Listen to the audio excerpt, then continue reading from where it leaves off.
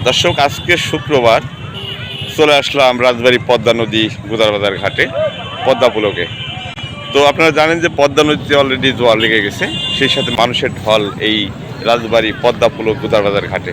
চলুন আজকে দেখব যে কী পরিমাণ লোক এখানে উপস্থিত হয়েছে এবং রাজবাড়ী পদ্মা নদীর অবস্থা কি সেটা জানার জন্য সঙ্গে থাকবেন। আকাশে মেঘ, বৈরী আবহাওয়া, থেমে থেমে বৃষ্টি হচ্ছে।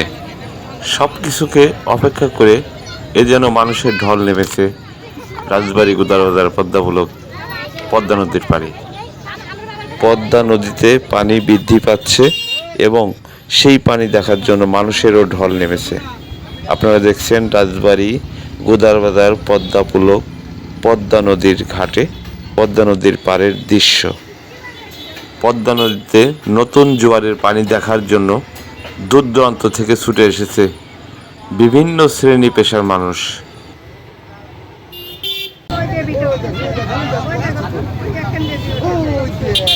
ধন্যবাদ।